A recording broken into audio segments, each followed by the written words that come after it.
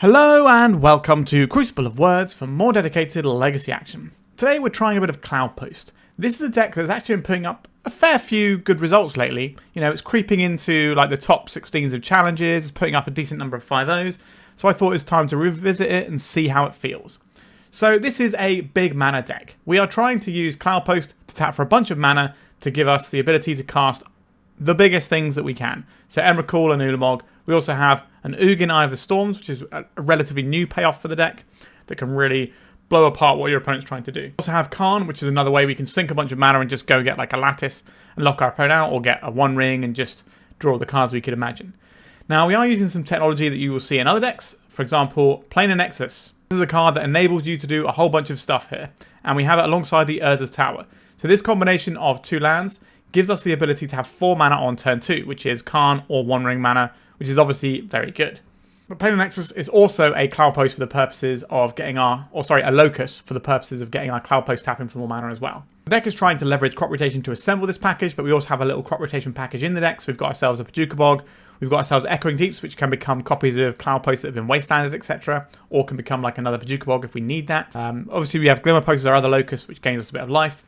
The Boseiju, not really one we're going to be shooting for, but it's a green source, but it helps cast our spells, whilst also being a useful ability to stop various permanents like Pith Needles and stuff that can shut down our Karns. We do have a Karakas in our little suite as well, alongside an Eye of Ugin. So in the late game, this is how we win the game. We get this, we start funneling a bunch of mana into it, just drawing our big Eldrazi's and smashing our opponents. Kozilek's Command is a really nice bridge card. It can bridge us to more mana by just putting a bunch of mana into this, untapping and having more mana the next turn, and also fixing our draws. But it can also kill some stuff early on if it needs to, and can just keep us in the game for a little bit longer. We've got ourselves some Karn Sylex as our interaction. So this is a 3-mana sort of Pernicious Deed style card. So you exile the Sylex to destroy each non-land permanent with mana value X or less, but you can only activate as a sorcery. So it's kind of like Pernicious Deed meets Nev's Disc, I guess, in a lot of ways. So obviously our stuff's going to cost a lot, so we're not going to care about blowing up all the little things. But we can tread on the toes of our Disruptor Flute. This is just a generically good piece of interaction. Now, we also have the Once Upon a Time. This is going to set up our opening draws, and we're going to have enough mana to use this in the mid to late game anyway to go find what we want, so it seems like a perfect fit here. We've already mentioned the One Ring. We've got some Spirit Guides to help power some stuff out as well, and also fix us for green mana so we can keep playing our colourless lands whilst not having to worry about getting green mana down to do stuff. And then there is the nod to the format here. Soul Guide Lantern as a 3-of in our main deck. That tells you a lot about Legacy right now. However, this card, you know, it cantrips. We're going to have mana, so the cost of paying a mana to draw a card with this is very low for us. And yeah, that's pretty much it for the main deck. Sideboard, we have a big Karn package here. So we've got the Lattice, we got the Crypt, we got the Disruptor Flute, Bridge, One Ring, and Walking Ballista. We got a lot of mana. We can just go and get this Walking Ballista and have a massive guy. And then we've got some Force of Vigors to get rid of some problem permanents, things like Blood Moon, for example. Although we can play through Blood Moons, it just takes a little while. Because we have the Ugin, which can blow up anything we want, and it doesn't take specific colourless mana, it takes generic mana. A bit more Grave and Hate in the Faerie Macabres, and then a few Dismembers to get rid of some problem creatures. Sometimes a Veil of Summer to stop us getting tendrils, or to protect us when we're trying to play something really important. That is the deck. I'm curious to see how it plays. Every now and then I like to dip into Cloudpost. It's a really interesting deck, I find. Like, whilst you have the Mystic Forge deck, which is kind of like a big mana deck, this is a proper big mana deck. And it's nice that something like this can exist in the space of Legacy. So, like, subscribe, and let's see how we get on with it. Have you got Magic cards you don't want taking up space in your home? Or do you just need some extra spending money? Well, my lovely sponsors, 3for1 Trading, are buying all collections, big and small. They are one of Europe's biggest traders and have a transparent process to sell them cards and make sure you're getting a good deal. Click the link in the description of this video to get an offer on your cards today. Okay, so we are on the draw. We've got the Once Upon a Time to dig us. We have a reasonable amount of mana, so we should be able to get to 4 mana on turn 4, but maybe we can speed that up with like a Spirit Guide or something. I think we try this one. I feel a little bit shields down here because I'm not used to playing decks where we kind of don't necessarily do that much in the first couple of turns. And that feels like a scary place to be in Legacy. And obviously the trade-off for having not that much stuff in the early game is to have an incredible mid to late game. So we should just grind up and spit out any sort of control deck that wants the game to go long. And for everything else, there's crop rotations and Soul Guide Lanterns in our deck. Maybe this is too many Ugins, but I like having a selection of mana here. Alright, let's go for this Once Upon a Time. We could have 4 mana on turn 2 here. We do not have 4 mana on turn 2. How would I like to progress here? We could go and get a green source, which I think is actually the correct choice here. We're not going to play it. We're just going to play the Cloudpost and start ramping up our mana. But now we have access to things like crop rotation if we draw them. A Stoneforge Mystic. That is a decidedly fair Magic the Gathering card. So we could be in a pretty good spot here. Our deck should absolutely steamroller over the fair decks. Now, obviously, this is quite a speedy clock, the old Cauldra. If this was a Vesuva, we could get a Cloudpost here. That's not what's happening. So, what is the play here? If we deploy this Urza's Tower and we draw a Planar Nexus next turn, then we have lots of mana. If we play this Glimmerpost, we only have 4 mana maximum. So if we're trying to play around Days next turn, we probably need to play the Tower, because that at least gives us a shot to play around it. Alternatively, we could just get the Glimmerpost in, but this comes in untapped anyway, so it's not really a big deal. I think I'm just going to play the Tower out. I think that ends up being the best case scenario for us. If we draw a Planar Nexus now, we end up with 4, 5, 6 mana, so we can deploy a Karn and maybe find something to go alongside it. I suspect we're just going to get the Cauldra attacking us, but we've got a few turns of that before we have to worry. The Glimmerpost will buy us another turn because it's going to gain us 2 life. If they wastelanded us, that might have actually helped us in some weird ways with his Echoing Deeps, because at the moment this is kind of just a nothing in our hand. Right, here comes a Cauldra, unless they've got something even spookier. Okay, just a Cauldra. So we're going to take a hit here. Crop rotation. So we can go and get the Planar Nexus. What do we have in our sideboard here that can help? Disruptor Flute, not the most useful. Ensnaring Bridge, we're kind of not about that life just yet. I don't really want to expose this to counter magic because we go down on lands and that's not going to go very well for us. So if we just play this Glimmerpost, we'll gain a little bit of life here. And then we'll test the waters for a counter spell using this Karn. This can also soak up a bit of damage for us. And then as soon as we start casting Ugins, we win the game. So we're just trying to make it to that point. So we have 2 options here. We can make this Cauldra Complete into a 7/7, but it gets rid of the Germ token permanently. So we just take 1 hit for 7, and we'll probably just lose the Karn in that case. Alternatively, we can go and tutor and get something of value for next turn. I think we should just go and get something of value. They're probably going to finish off the Karn anyway. We don't have anything like a coating here, but we can play the One Ring, I think, is pretty strong here. So let's go and get that. So if we draw a Planar Nexus, we can just Eye of Ugin. Now we could try and crop rotate into the Nexus. We've already established that it's kind of scary crop rotating into our opponent's deck. But I guess this is probably the best turn to do it, because we can crop rotate, and if that resolves, back to basics in the main deck. I was going to say, if our crop rotation fails, we still get to play the One Ring, but this is going to just completely blow us up. Oh, jeez. Okay, so we're now looking for Boseiju, and we don't have the biggest amount of time to find it. Yikes, opponent. Why would you do that to me? Yeah, so this matchup should be something that we crunch pretty easily, but then a little card like this completely changes the dynamics. And this is worse for us than a Blood Moon effect, to be honest. Another Stoneforge. So we can get something and the other one can put it in. How deep does their package go? It's a Batterskull. Alright, let's get rid of this Urza's Tower, I suppose. What are we getting here? We could get an Ancient Tomb. Just try and get towards the mana we need. We could go and get another... If we go and get... How much time do we have? 5, 6, 7, 8, 9, 10, 11. So we have exactly lethal next turn. So we probably need to cast the One Ring, which is not great. I guess we just get an untapped tower so we can at least get the One Ring down. That feels horrible. Okay, we drew the Boseiju though. 4 mana, 5 mana. So we don't have enough to get out of this binder in right now. So the line here is we play the Planar Nexus here. We deploy the One Ring, because we have to play something now or we die. So we have to tap this. We need to draw an Elvish Spirit Guide here, right? This is a legendary creature, right? Each legendary creature you control. Okay. So we're going to play the One Ring. This buys us a turn. Snapcaster Mage. Sure, you got it. So the plan here is we tap this, we draw the Elvish Spirit Guide, we use the Elvish Spirit Guide and the Planar Nexus to get rid of the back to basics, and then we get to a full untap, and then our opponent loses the game because we just cast Ugin and things go horribly wrong for our opponent at that point. This happened with a 3, 6, 7, 8, 9. If they find the counter spell, then we're in trouble. I'll do this now in case of any weird shenanigans. Okay, we did not hit the thing we needed. Okay. Now where does that leave us? Maybe we can draw... I don't know what I'm supposed to do to get through this. Yeah, that's pretty good. Alright, we'll take one more draw step because we have one. But then I think this game is over.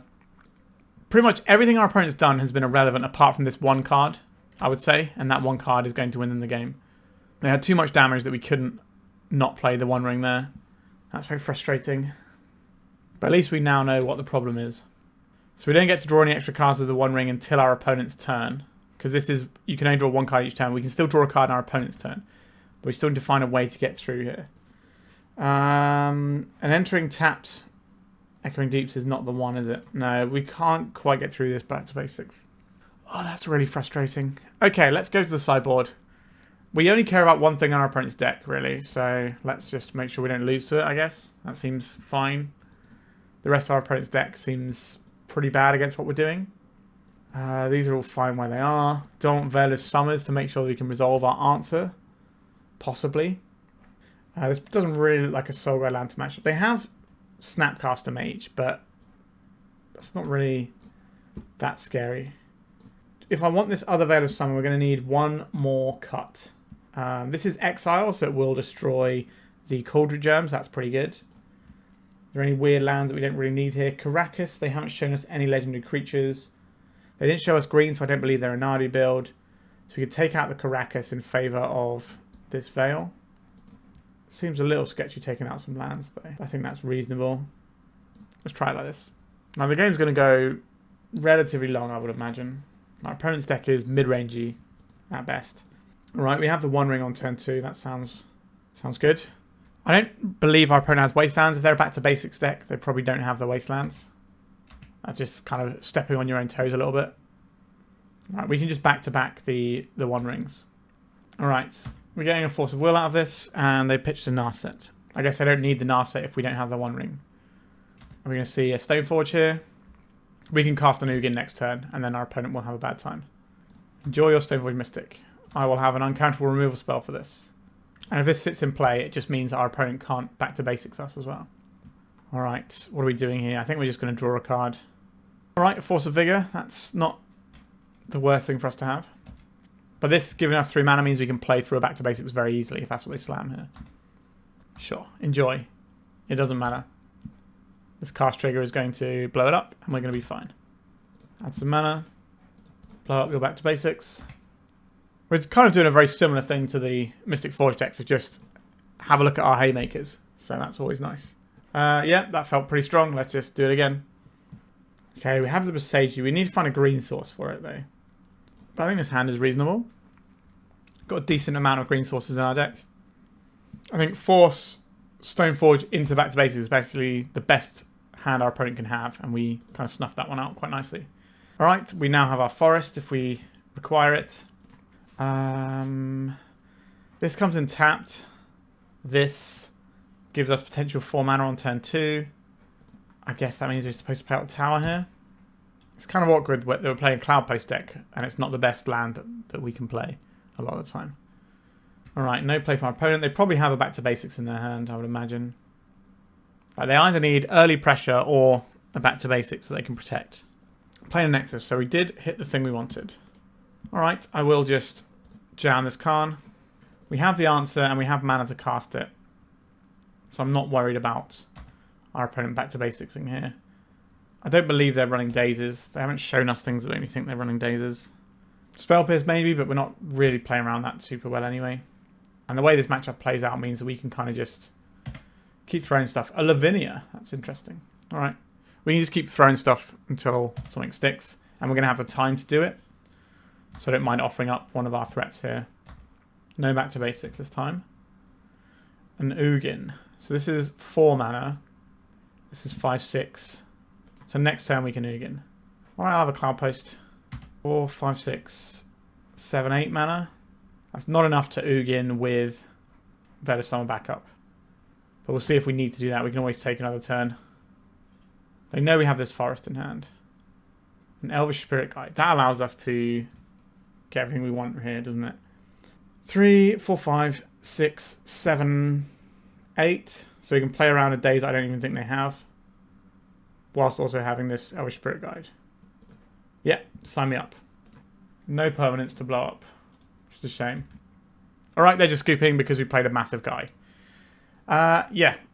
We did get caught out by the back to basics. But I would back Cloudpost in any sort of slow, like blue-whitey sort of deck matchup. I would be back in the Cloudpost deck every single time. Alright, on to round 2. Well, this hand has the mana. Do we just say, we have all the mana, we can eventually do the thing we need to do? Karakas is sometimes interaction, and then at some point we'll just be able to really pop off here. So let's think about this. What are the games we're going to lose with Cloudpost? The games we're going to lose when our opponent goes underneath what we're doing, or when we can't get our thing going. So this is very much getting our mana going. Am I going to keep a 7-lander? Like, we're going to have draws to find action. Is this wild to keep this? So how much mana do we have here? We have 4 mana on turn 2, then 6 mana on turn 3. Alright, I'm going to keep this. Like, we're going to lose to like the really low to the ground stuff anyway. So we might as well have a hand that kind of plays into our strengths of just producing a bunch of mana. Soulguide Lantern. Are we looking at... Alright, this is a perfectly fine draw. Do we want to lead off on the Cloudpost, and then we can play Karn Sylex on 2? It comes in tapped. It gets our tap land out, and then for the next turn we have more mana. I think it makes sense to play the Cloudpost and just get the tap land out of the way. Because next turn we can play the Nexus, tap this, get our Karn Sylex down. The turn after we have the tower as well. And that gives us lots of mana. And we're not going to lose to Urza Saga tokens unless our opponent just Pithing Needles our Sylex here. Are we supposed to sandbag the Sylex so they don't Pithing Needle it? Because they're not going to name that. But then we have to take hits from this. How important is it? So this turn they make a 2-2. Then they make a 3-3. Then they get their artifacts. They have 2 4/4s. So we could be taking 9 damage next turn and 9 the turn after. So if we don't play this now, we're dead to basically any artifact. So I think we just have to play it and kind of get ruined by Karn Sylexes, I think. Get rid of Pithing Needle on our Karn Sylexes, sorry. Brain thinking about many things here. The fact this enters tapped is going to cost us here. I don't know why this has to enter tapped. Alright, so they're going to make a big friend. Then they're going to go and get Pithing Needle. Now we can draw a Boseiju and unlock our Karn Sylex. We do run 2 Boseijus. If our opponent's going to get a Pithing Needle, they're not going to be Lava Spur booting us. And then that gives us more turns that way. And if for some reason they don't have a Pithing Needle in the main deck, then it's great to be us. I don't think our opponent has a Pithing Needle. Alright, they're floating mana off of their Saga. I wonder what... I don't even know what their deck is. So if it's like a Carney Forge style deck, they wouldn't be running the Soulguide Lantern main that likely. Lava Spur Boots. Red. Okay, so we're probably doing painter things. Magus of the Moon. Okay, well, we do have an answer for that in play right now. So we get to take out a bunch of their things. And I do think we just have to crack this and continue on with our life. So probably the tower's coming in here. And then we just have to pop this, don't we? This will take out all of these things. Sorry, so this is a destroy, not an exile. Why did I think it was an exile? Oh, it exiles itself. So in the previous round, I mentioned that we could exile a Caldra complete. That doesn't actually work. Apologies. Another Magus of the Moon. Alright. That is something that we can work around eventually. So I guess we want to get a green source in. But we don't have generic colourless mana available. Hopefully you've got enough time to just draw an Ugin and play it. But this Kozilek's command is not really workable right now. We have a little bit of defense against their Painter Grindstone combo, which I suspect is what our opponent... Actually, they might just be full-on mono-red, actually, thinking about it, with Maguses and the... Yeah, so the Chrome Box means they're definitely not playing Painter now, because I don't think you can afford this. They're just playing like a mono-red Stompy list. Not a fan of the old One Ring. We could attempt to destroy it and fail because it's indestructible and then give them a land. But I don't think that's a particularly useful thing to do with our time. Cloudpost. Doesn't really make a difference which land we play here. They're all mountains. 1, 2, 3, 4, 5. So 2 more lands. 2 more land drops. to find our Ugin. Alright, if they're not committing more stuff to the board, like Bombardiers and stuff, that is a good sign for us. I can take 2 for a few more turns. We just don't need them adding additional meat to the board. Is this a Pyroglyph? 5 mana, it's just a Fury. Yeah, that's quite a large creature. They decided not to shoot their own Mage to the Moon. Drats. Okay. We'll just play this land out. So we take 6, 7, 8. So we need to draw Ugin this turn. And then we can Ugin, blow something up, cast the Kozilek's command, blow something else up. And actually get like a reasonable amount of chump blockers off this Kozilek's command. So it just takes an Ugin off the top, and then we're still in this game. Now, they could have a Pyroglyph post main phase, and then we're in trouble. Well, we're dead, is what happens then. So we'll see. We'll see what they've got. Chalice of the Void, X equals 0. You got it. Trinisphere. I don't think that matters. And another Magus. That matters more than the Trinisphere. I think we're supposed to Boseiju the Trinisphere. Just in case we like draw something with the Ugin. Draw something with the Kozilek's command that we can cast and get another Ugin thing going. Alright, deck. Ugin or bust. Once upon a time. What can this even find us? Well, I guess we cast it. And then we probably scoop. Oh, this Emrakul's not really doing it, is it? Okay, we got beaten by the Blood Moon. Not unexpected. That is something our deck does not really want to see. I believe we would like some Force of Vigors and some Dismembers for this matchup. What are we cutting? The Kozilek's commands are really awkward because they're colourless, and that is not an easy thing for us to do. What does Disruptor Flute do for us here? We can make their moves more expensive. We can make the Bojuka Bombardiers unable to fling stuff. We can shut down their copies of the One Ring, although we can do that with Karn anyway. Saga Lantern is the obvious cut, and I don't believe Karakas is helping here. And then we need one more cut. So it's probably just going to be one of these K commands like I identified before. But we still kind of want them for when we're doing our thing. Alright. Maybe we're not supposed to blow the Sylex straight away. And we're supposed to try and play a spell and a Sylex in the same turn to play around second Blood Moon. Not convinced about that one though. But if we'd have drawn Ugin that last turn, we would have played the Ugin, blown up the Fury. Then we could gain some mana, immediately play our Kozilek's command for 1, draw another card, blow up another thing, and then we would still be alive. But alright, so what is this doing? Not in love with this one. I think we can do a little bit better. So we know our spells are going to resolve. Yikes. Sure, we keep this and we get rid of the Emrakul. And then we have turn 2 One Ring. Unless our opponent turn 1's their Blood Moon. So don't turn 1 Blood Moon us, I guess. They kept 6, so they're mulligan a little bit. I imagine they're looking for Blood Moons. This seems like a very, very good matchup for them. But if we can just get to 4 mana and cast this One Ring, we'll be okay. Ooh, a tap Shadow Skull Smashing. Okay, I think we are odds on to win this game now. Because we get to play a One Ring on turn 2. And this card is busted. Karn, so our opponent can't have the One Ring to sort of gas back up if that's what they need, so that's good. The cost of Dismember is not inconsequential if we find one. 4 life plus the One Ring is a lot. Alright, so they have a Magus. That's fine, we're prepared for this. We've got the Walking Ballista in the sideboard that we can go and fetch up with this Karn. We've got an Ugin that maybe we get to do something with at some point. So we don't get to do anything this turn cycle, which is annoying. Alright, is this going to be a One Ring for our opponent? It is. Okay, this is actually fine for us. So we're going to take 2 from the Magus here. If we can just slow this game down enough, we'll be okay. I will do this first in case we find a Dismember. We did not find a Dismember. We did find the Karn Sylex. Is that where we need to be going here? It's pretty good. Or do we want to use our mana more efficiently and get the Karn going? So we play the Cloudpost out. I think this is better than the Karn. We can do Karn stuff later on. What are we going to get rid of here? Maybe it's the K command? Or maybe it's the second Ugin. Oh, we have to get rid of 2, don't we?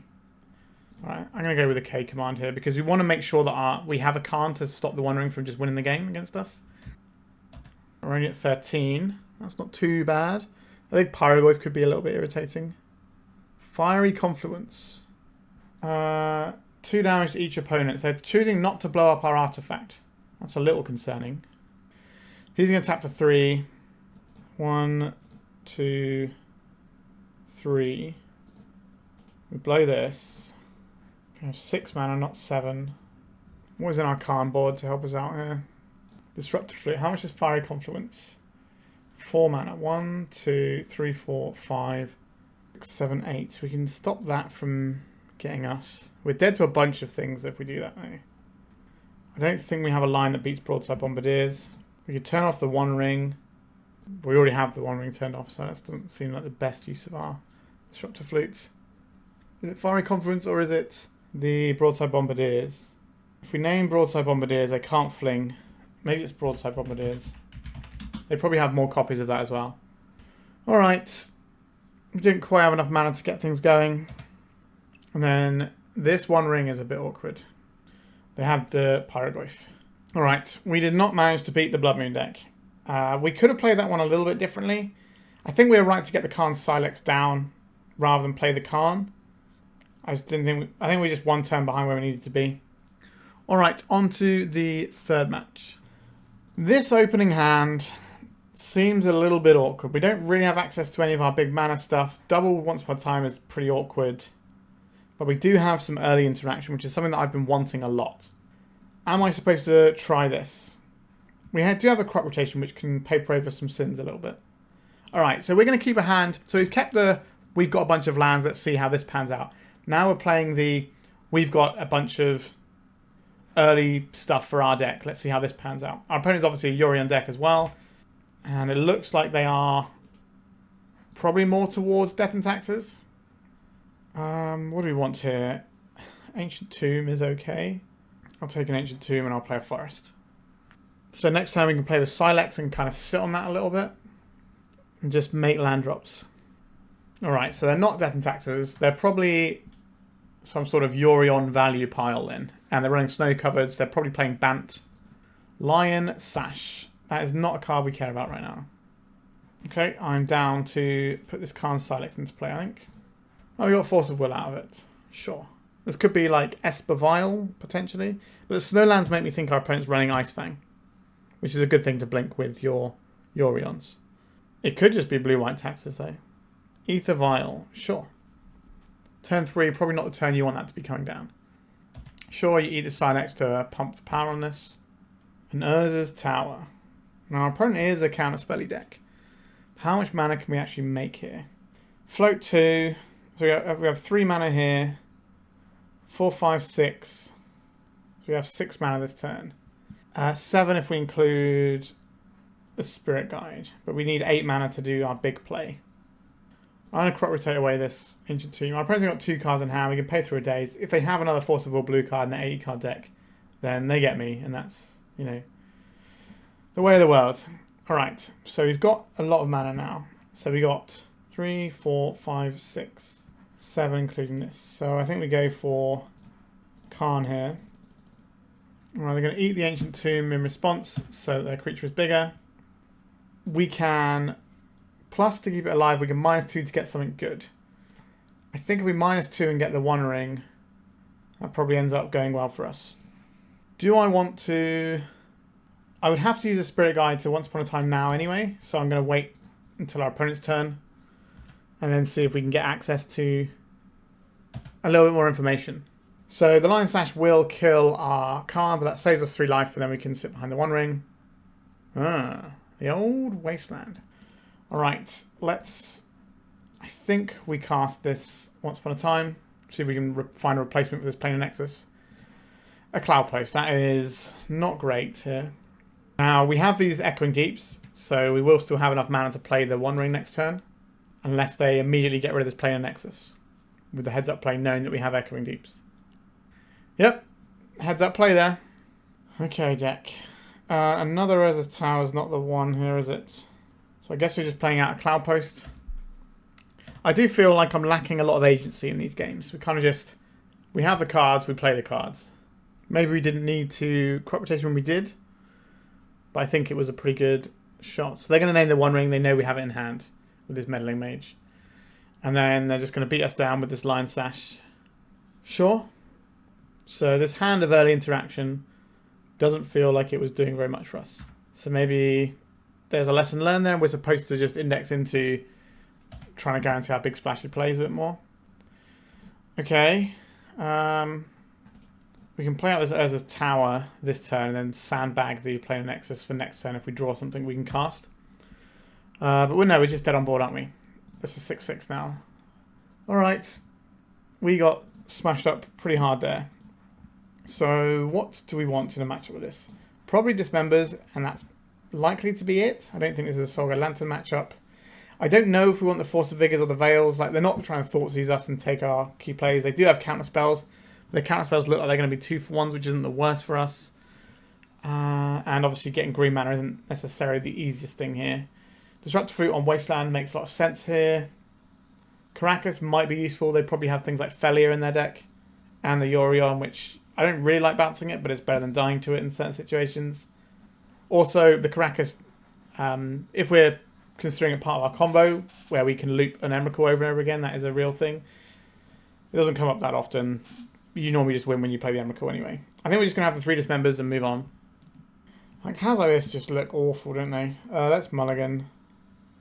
Okay, this hand looks a little bit better. We can keep this. Probably the Cloudpost goes here in our Cloudpost deck, weirdly, because if we're expecting to get Wasteland, I'd like to be able to Echoing Deeps back our combo. I say combo piece, our land, which is kind of what our combo is. It's getting our Urza's Towers turned on. Alright, so Aethervar, we have no days to worry about. It's just whether or not our opponent has Force. They probably boarded up on Forces. Put some Force of Negations in. But I think we are supposed to jam here. Work, then we've got some more turns to play. Alright, they had the Force. Kind of feels almost like we're playing a Force check deck sometimes. Alright, we don't have any more One Rings. Understood. Now, we only have 3 in the deck and 1 in the board, so it's not the biggest hit to our power here. We have a lot of payoffs, you know, we've got some various planeswalkers we can start jamming. We do have to draw them, but our opponent isn't necessarily putting the most hurt on us just yet. Like, we're up to 4 mana when they're still like on 1 and 2 mana. Is this just a single land, double vial hand? So what you're telling me is our opponent doesn't want us to resolve a Karn.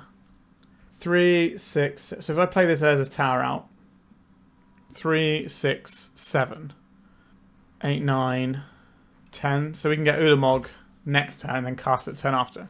That should be pretty good. Don't want to get like White Orchid Phantoms and stuff. We can hold up a crop rotation so we can rotate out something they blow up. Alright, we're just going to chill. So this is 12 mana, potentially next turn. Stoneforge Mystic. Sure, I suspect that is probably not as strong as an Ulamog. Is the find here. It's just a Cauldron Complete. That's fine. We can take a hit from that and then just smash a big giant spaghetti monster at our opponent. They found the second land, so they have access to blue spells that aren't free now. Harbinger of the Seas. Yuck. Should have probably played around that one a little bit more. We could have activated the Eye of Ugin in response to the Aether Vial. Yikes. We are in trouble. But getting an Ulamog here doesn't actually help us, is the problem. Kozilek's command that we can't cast. Are we just stone cold dead to Blood Moon again? It's a bit unfortunate that we played against like Blood Moon. Sorry, was it back to basics, into Blood Moon, into Harbinger of the Seas decks? That is a little bit squiffy. Recruiter of the Guard. Sure, what fresh terror is going to be brought our way? They're just going to get another Harbinger. True Name Nemesis. Sure. That doesn't really matter. We need to draw. I guess if we'd have fetched the Ulamog in response, then a Dismember gives us. We get to Dismember something, then we get to play the Ulamog. 5, 6, 7, 8, 9.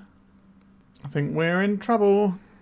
We've drawn a Once Upon a Time that we can't do anything with. Alright. Our deck cannot seem to beat these Blood Moon effects very easily. Okay. We're having a bit of a tough time there. Now, yes, we could have fetched the Ulamog. That was a mistake on my part. It wouldn't have made any difference here, unfortunately. 1, 2, 3, 4, 5, 6. 6 mana is not 10. Alright, on to round 4.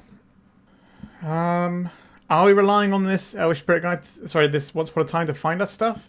We have some early interaction. I'm just not entirely sure what a good hand looks like outside of Urza's Tower, Planar Nexus and like a 4-drop. I guess we try this one. We get to see, what, 7 cards looking for a Planar Nexus. We can just use Spirit Guides to get out of there. Yep, okay, so we're against probably a proper Death and Taxes looking list, I would imagine, since... Okay, Cloudpost. Maybe we can work with that. Let's try and... Okay, so we did find the Planar Nexus. That's good. I don't think I need to play the Karn Sylex right now. We're getting Thoughtseized. We are getting Thoughtseized. Okay. I don't know what they take here because the K command is pretty good. The Karn Sylex obviously clears out a bunch of their stuff, but we have plenty of things to do here. Just keep making our land drops, and then we have the Kozilek's command as well. Maybe they take the K command, then we just have a little bit of removal, but then that buys us time, and our deck thrives with time. Yeah, they're taking the Karn Sylex. We're just going to try and beat whatever we can get out of this K command. I don't think it was worth burning both of our Spirit Guides on the Sylex. It's the last turn.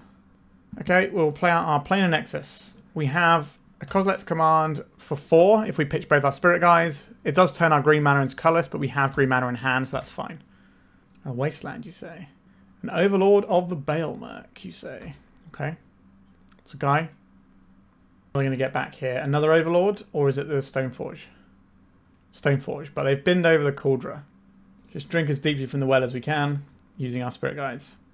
So we're going to lose a land, but we can crop rotate into the right amount of land. So we put this on the bottom. We don't want that. We don't need the Spirit Guide. Put this on top, and then the crop rotation. Ironically, if we'd have kept the green mana, we would have been able to crop rotate this away into something, but then we'd lose the One Ring. I think we're in a pretty good spot right now. Right, so we crop rotate this into a Planar Nexus. We're going to leave our Eldrazi spawns hanging around. These can block and buy us time while we just leverage the cards we're getting from the One Ring. Does our opponent have an Orcish Bowmasters? Do I care if they have an Orcish Bowmasters? We're not... We could play something like a Karn here. If they have the Bowmasters, they would have played it in response to the Kozilek's command, I would imagine. A Soul Guide Lantern. That's not a big deal yet. I don't think we're going to burn a spawn for it because these can help us cheat the curve. We have 8 mana right now. Right, what are they putting in? Is it a Ghost Orchid Phantom? It's just a Stoneforge Veneer, that's fine. Phantom Blade, that can kill a creature. But at the moment we don't have any creatures worth killing. And the One Ring is hopefully just going to do its job and win us the game. We've got another Plains for our opponent and no attack from the Stoneforge. They're just going to hold up in case they want to Phantom Blade something we have. Seems perfectly reasonable. Are we going to get hit by an Orcish Bowmasters? I wonder. Another tower. There's no way I'm not drawing cards here. Once Upon a Time. I guess we will cast this Once Upon a Time. Let's see what we can find. Nothing particularly exciting here. I guess it's Cloudpost. There's not actually that many hits we have from Once Upon a Time in terms of like things that we get to actually play. I guess we take the Cloudpost. We play this Soul Guide Lantern. Get rid of this other Overlord, since they have an Overlord that can get back creatures. That makes sense to me. And we have some choices here. We can play the Cloudpost and start the Cloudpost mana train going. Or we can play the tower and then get our card draw going, which I think is the better play here. I'd like to draw a card with this Soul Guide Lantern, please. A Karn the Great Creator. We can play that right now. Seems good, doesn't it? I'm going to put something in with the Vial. A Flicker Wisp. They're going to Flicker Wisp their friend here. Sure. That's certainly not terrible. So if we want to keep our Karn around, we can plus it. So they attack with 3 things. We block 1, 2. I guess we just plus, and then next turn we go. What have we got on our sideboard? We could just go and get this Walking Ballista and just have that ready to go and ping down their whole board. That seems pretty good, actually. Let's do that. So we can play the Walking Ballista now. We can block the 5/5 and then ping the Flicker Wisp. But if they put in this at the end step, we don't get to do that. So I think we just hold off for a turn. And then we get to Walking Ballista for a lot. Okay, so I guess we sacrifice a spawn. Not that it matters. This is 2 different targets, so it will still equip. And they get the Overlord back. No hits off the Overlord. That's good news for us. We probably lose the Karn here. But we're just treading water until we draw like the Ugins and then we just win the game with them. Thoughtseize. Okay, so we probably lose the Ballista here, since that was the thing we got, and the Solgar Lantern's rubbish. So we're just going to have to draw some cards with the One Ring, which is not exactly a difficult thing to do. That card is pretty good at drawing all the things you want, provided we can survive long enough. 3, 6, 7. They haven't played a land yet, though. What are they going to get back? Get back a Felia. It's probably not too shabby. And they did get the Felia. I'm going to save the 1 mana from this spawn, I think. Next turn they can go and get the Yorion in. Another copy of the One Ring. That's actually kind of interesting. That just buys us more time, more land drops. Emrakul. How much mana do we need for Emrakul? 15. How much do you have now? 7, 8, 9, 10, 11, 12. So if we play Cloudpost now, and then deploy the One Ring here, keep the new one, get a little protection going, draw some more cards. We're definitely odds on for this Emrakul next turn. Let's go and we'll get rid of this Recruiter of the Guard. I don't even think we crack this. So how much mana do we have? 2, 3, 4, 5, 6, 7, 8, 9, 10, 11, 12, 13, 14, 15. So we do need this spawn token to survive. 3, 6, 7, 8, 9. So does that mean we are cracking this right now? I think it does, just in case we can find like another Spirit Guide or something. A Glimmerpost. Okay. The life gain on that is nice. A spawn to survive. I don't think it's going to. I think it's going to become a blink target for the Felia. But they might just Felia their own thing and get some value that way instead, since they're not going to be pushing damage this turn anyway because of our One Ring protection. And if that happens, then we just get to cast the Emrakul, and then I think we win the game. So they're going to put Yorion into hand and have some instant speed blinks available as well. But hard casting Emrakul can probably get the job done. Certainly should get the job done, right? Right, so getting some... So they're going to get the Bowmasters here, which is going to shut off our One Ring, but we don't need the One Ring anymore. And they're not blinking our spawn, so our plan to just hard cast the Emrakul is going to work. Unless they Flicker Wisp out our Eldrazi spawn token. Because I assume they're going to do Yorion things. They might not do Yorion things, though. They might just put the Bowmasters into play, which will then ping our Eldrazi spawn. Which is going to take that one bit of mana we need away.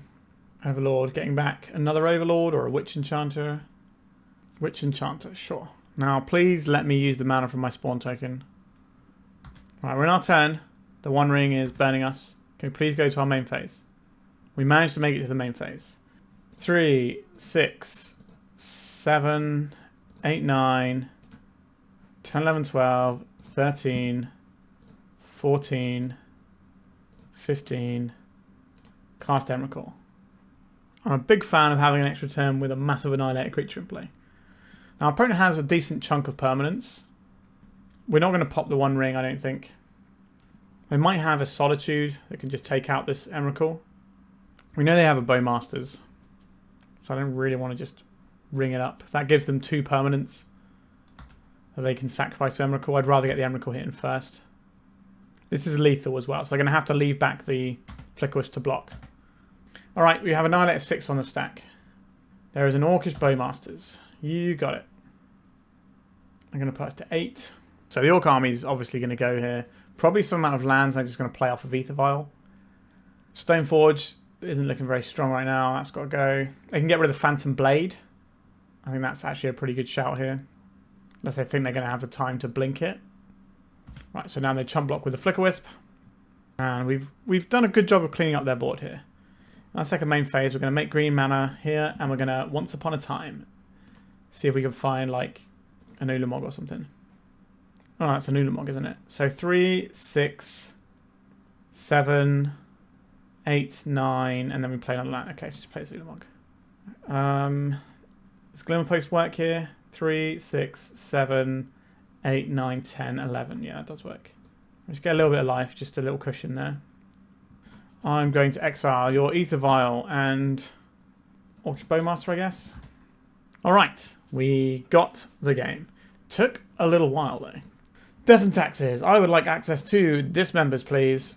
I don't think we need the Force of Vigors, but we don't need these Solgar Lanterns. Now, they can mess with Orcish... sorry, not Orcish Baymasters. The Overlord of the Baelmerk. That's the one we're looking for. But I think this is reasonable as a setup here. We can wipe some stuff with Bojuka Bog. I don't mind just having a critical mass of lands. I think would I rather have a Bojuka Bog or a Soulguard Lantern? At least Soulguard Lantern cantrips, right? Alright, let's try this. I like having a Dismember. The rest of our hand is fine. We've got some big mana. I guess we keep this. 7 and 10 are big mana costs, though. Thoughtseize. Okay, our hand is not great. They probably take either the Ugin or the Dismember. I imagine they're going to be trying to disrupt our mana base as best as possible. Possibly White Orchid Phantom, sorry, and Wastelands is probably going to be what they're hoping to like fetch up with their recruiters and get those going. But at least we're not against a Blood Moon this one time. We lost the Ugin. Okay, makes sense. We drew another Ugin. The Illusion of Choice. I'll play out this tower. The Planar Nexus combos with more things, so I'd rather have access to that. But we need to play this out in case we draw a 4-drop that we can deploy next turn, like the One Ring or the Karn. Plains. And what are we having here? Stoneforge? Overlord. Sure. What is Overlord going to find them? A Solitude. Pretty good against Eldrazi's. We gain a lot of life, though. Hopefully we can get this Ugin going before this pops. Okay, I will play this Planar Nexus because we have something to do with the mana now, because we can Kozilek's command and blow up something like a Failure, or just make some mana. So if we make 2 additional mana, we can untap and just Ugin, and then the game is over. Stoneforge Mystic. Okay. What are you going to tutor for? I think we just win this game now. They didn't disrupt our mana. We just kind of get to do our thing. This is 4 mana, 5, and then 2 off of the K command here. So this, I would like to exile target creature and make some spawns. Gain a little bit of life. Cast the Ugin. Exile the Overlord. Turn 3 Ugin is pretty nice. And our opponent's just scooping to it. Alright, that felt a lot better. A really hard fought game 1, and then game 2 we kind of just did our thing without being attacked, and it worked. Alright, the bridge card of the Kozilek's command really coming in clutch there. Alright, we've got 1 round to go. We're 2 and 2, so there is a positive record on the line. Alright, we have a Cloudpost hand in our Cloudpost deck. Yeah? We have the mana. I think it's been working out better when we keep hands that have good mana rather than keeping hands that have like some stuff to do early on. We kind of just want to ignore the early on. So we have the Spirit Guide as well, so we can play our Cloudpost and still have an emergency Bojuka Bog if our opponent's doing something like Whoops or spells. Let's do this once upon a time first in case it changes our choices here. I will take this Planar Nexus, I think. I'm still going to lead off on the Cloudpost. This ends up giving us the most mana sort of around the critical turn 4 mark, I think. Like, we can also just play Cloudpost into Planar Nexus Tower. Thoughtseize. Go ahead. My hand is just stuff, really. They could take our green source in the Spirit Guide and try and force us to play the Planar Nexus. But we're just going to be doing land drops and hoping that our opponent doesn't kill us. Alright. Here is my Cloudpost. So we have 7 mana next turn, so we could top deck an Ugin and blow up like a reanimated threat if our opponent's doing that. I do feel like I'm spending a lot of time talking about what we can top deck as our plan, rather than having any sort of plan with our hand. Obviously, Wasteland is good here. Firing off now so we can't get off like a Kozilek's command. I think that is the correct thing to do. Now, our opponent might not be Reanimator. They could be a tempo build. I don't think they're any sort of Doomsday. It's very rare to see the Wastelands in Doomsday or in Storm. So I'm expecting something fair with or without a combo finish. I think the play here is Planar Nexus, and then we can, once upon a time, looking for something. Another Wasteland. Okay. I would like to, once upon a time, please, a Bojuka Bog or an Emrakul. I'm going to take the Bojuka Bog here. We just want to make land drops, and wiping our opponent's graveyard is relevant, given the chances of them having Murktide Region in their deck are relatively high. Cameo. Yeah, that seems pretty good. Karn the Great Creator. We'll worry about that next turn, I think. Let's just wipe the graveyard. Next time we can play the tower and play a Karn around a daze. And then we can go and get the One Ring and just start drawing lots of cards. And our life total is still pretty flush. If our opponent's playing fair, then we're okay. If they've got like a big combo finish and just smash and Atraxa down, we're not going to have a lot of time to do anything about that. Whereas if they're just slowly building up resources while we make land drops, then I'm going to feel good. Thoughtseize. So we're going to lose the Karn here. Oh, they're targeting themselves. Okay. That is different. I will play Karn, hopefully. We're going to go get Tormod's Crypt, since they've shown us they've got a Reanimator package here. We go and get Tormod's Crypt. And we deploy the Tormod's Crypt. Alright, so we don't have to worry about Reanimate anymore. The fact they target themselves with the Thoughtseize definitely broadcasts that they want to reanimate this. If they just surveilled it over or just entombed it or whatever, but the fact they actively used a resource that could have attacked us to try and get us in the graveyard is pretty good news for this Tormod's Crypt that we have here. They can make clues, but they can't activate them. They can't pressure Karn with a 0-3. So we're actually in an okay position here.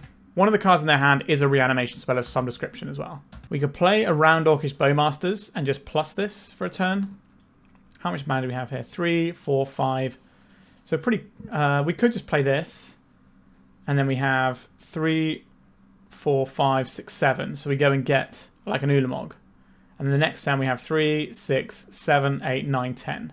So yeah, we can go and get Ulamog and cast Ulamog next turn. I'm going to plus this and just blow up a clue token.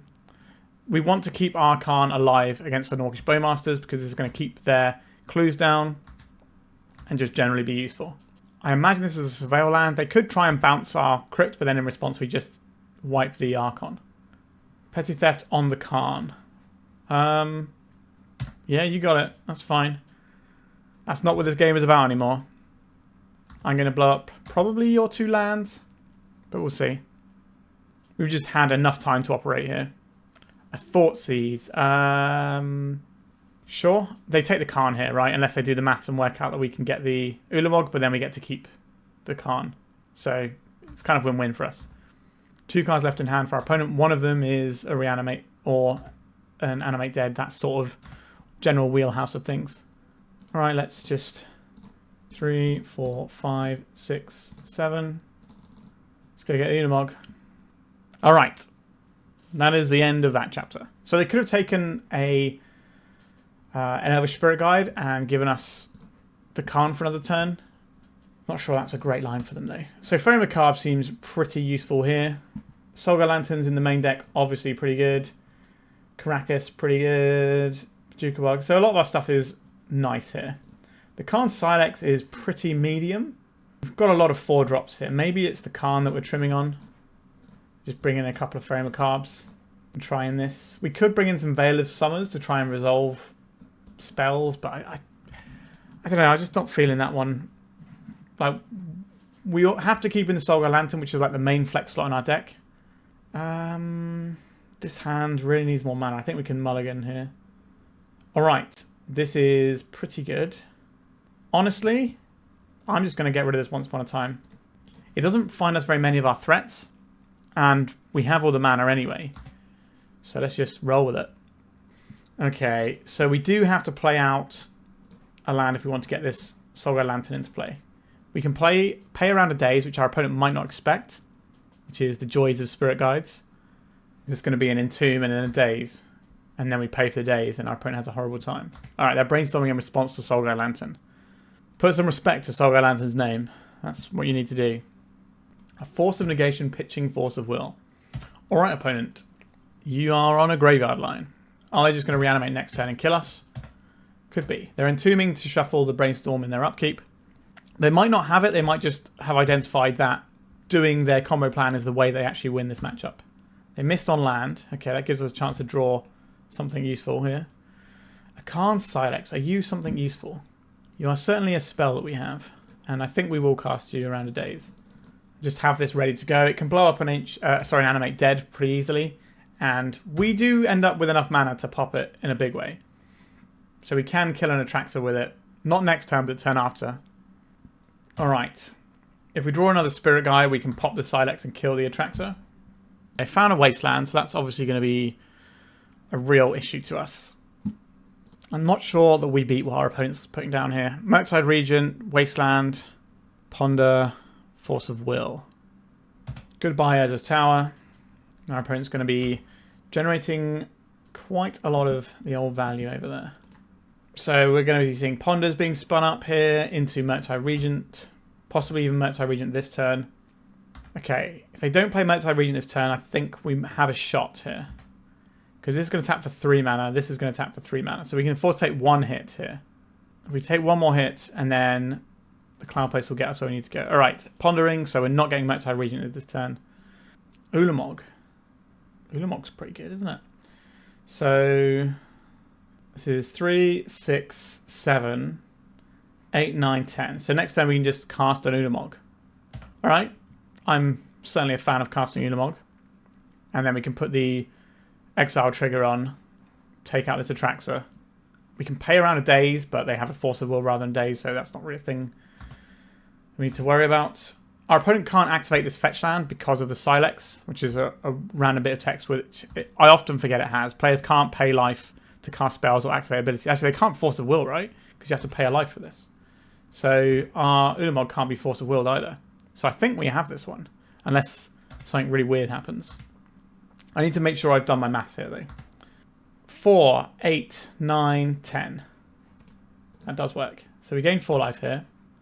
Yeah, 4, 8, 9, 10. So they do have a Daze, we can pay for the Daze. We'll blow up their land. Their other land doesn't actually get them mana here. Consign to memory. They're countering the triggered ability. Okay. So they get a turn here to attack us down to 3, and then we have to pop the Sylex. 3 life is a little precarious. If we pop the Sylex, we do give them the ability to Force of Will again. Bloodstained Mire. We also give them the ability to crack their fetches. A Thoughtseize on us. Okay. It's not really what this game is about, is it? Oh, wow, that's a good draw, wasn't it? Okay. I will play this Karakas. I will bounce our Ulamog. I will replay our Ulamog. I will blow up their land and their Atraxa. Maintain the Karn Sylex so they can't crack these for mana. We can pay for a Daze, and they can only play 1 Daze. The end game of Karakas coming in clutch here. Our opponent has understandably had enough of our nonsense. Alright, I thought that was going to be tricky. And even if we didn't draw the Karakas, we still had a Karn Sylex line, so we still get to keep playing. Our opponent does get some mana here, but then this will kill them on the second attack. So I think we were still odds on to win this game. Even if we didn't draw the Karakas, it just meant that we could completely shut them down right there. So we finished with a 3 and a 2. Our 2 losses were to Blood Moons, basically. So one was Harbinger of the Seas and one was actual Magus of the Moon. Which is understandable that we would lose to it. But let's talk about the deck. So there are some obvious comparisons you can make with this deck, because we're doing the whole Planar Nexus, Urza's Tower, Karn, One Ring type thing. And there is a deck that is, frankly, a lot better than this, which does that same little combo of cards, and that is the Mystic Forge deck, or the Karn Forge as I like to call it. That deck is one of the very best decks in the format right now, and its curve basically stops at 4. Like, it's got big X spells like Kozilek's Command it can do stuff with, and it can use a lot of mana, but it also has the ability to just play stuff out. And having the early mana in the early turns, things like your Grim Monolith and whatnot, makes quite a big difference. Whereas we often found ourselves kind of struggling in the early game, and if we weren't getting all our land drops down to play our big spells, we were kind of just left with nothing, and we had to keep some hands that kind of look a bit ugly, where we've just got a bunch of lands, and then we need to try and draw into stuff. And that is kind of spooky. And I'm a little bit worried about having a deck that does that. I'm not necessarily sure this is the best route to take Cloudpost, because it kind of feels like, in a lot of ways, like even Ugin Eye of the Storms does see play in some of the Karn Forge decks.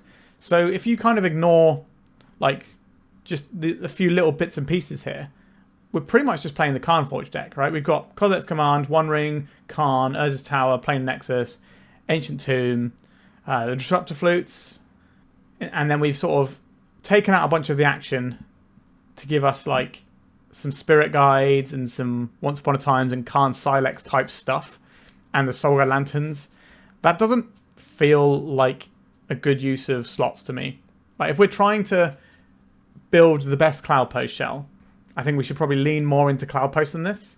So a long, long time ago at the first Modern Pro Tour, one of the decks that obviously got banned pretty quickly was the Cloudpost deck. And that deck was hardcasting Emrakuls pretty early doors. I wonder if we could do something more like that, something more explosive. Because obviously, this Cloudpost deck is going to absolutely churn up any sort of like late game control-y style deck. So we're just going to make a load of land drops while our opponent doesn't really pressure us, and then we cast things that would just win the game, right? But we're weaker against pressure than things like Karnforge because we're a lot slower. So maybe we need to try and speed this up.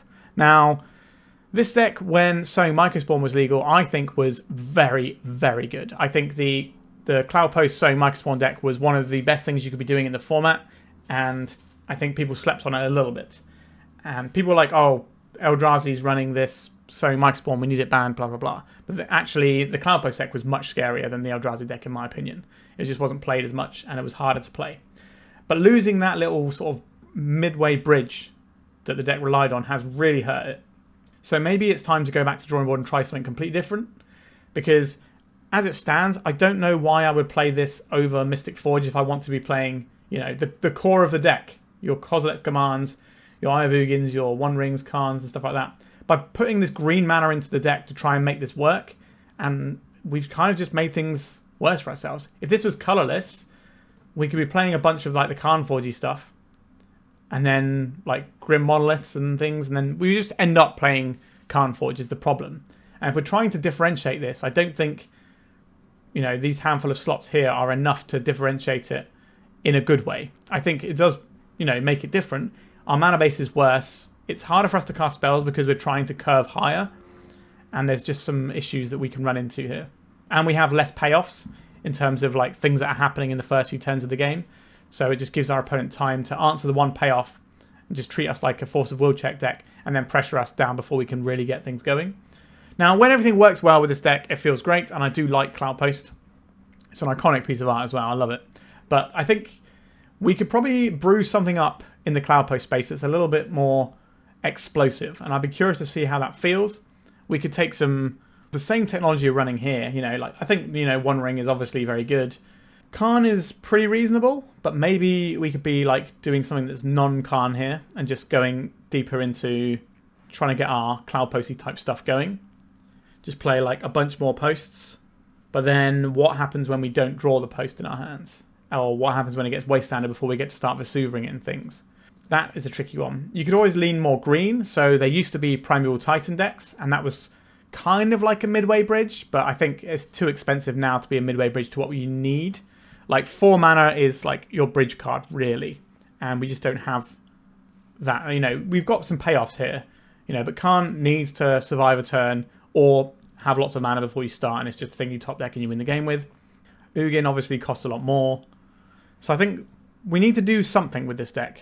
I'm not really sure what it is, and I'm sure a lot of these Cloudpost players out there are probably wincing at some of my plays this round, this tournament, league, whatever you want to call it, and that's fair enough. But it does feel like we have very little agency a lot of the time, and we're kind of just saying, does this work against what you're doing? And I think we could play something that's a bit more explosive if we want to play a low agency deck, or we could try and fit in more agency somewhere and give us some more early plays. I don't think we should necessarily be looking to Exploration, but I'm also not against it because our deck wins and loses by the amount of lands we have in play. And if we have a way of putting more lands into play, maybe that's going to be a useful thing to do. We could also try and lean into like... So it used to be a Green Sun Zenith package in the Cloudpost decks. And you would have your little Green Sun Zenith package. Mostly you were just using it to get Reclaimer and Primeval Titan. But you could now get the 2/4 Insect guy that allows you to play an additional land and play lands from your graveyard. So you can just immediately recover if you've been wastelanded. Like as soon as you get up to the mana to get that guy out, you go, boom. Okay, here's 2 Cloudposts from my graveyard. You're in check because next time I'm going to do something massive.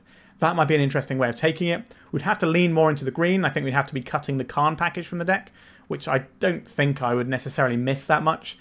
Most of the time, Karn was just getting us the Ensnaring Bridge. Occasionally, it got us a Tormod's Crypt. But if we do that, we also get a better sideboard because we don't have to have this whole Karn package in, and we can run 4 One Rings in the main deck. So I think there's definitely some wiggle room here where we can try and give ourselves a little bit more action. I might try a Green Sun Zenith Cloudpost deck on the channel at some point. If people like this video and it does reasonable numbers, then I'll return to doing some Cloudpost stuff again and try and get some Green Sun Zenith Cloudpost going. Because I did used to like that deck back in the day.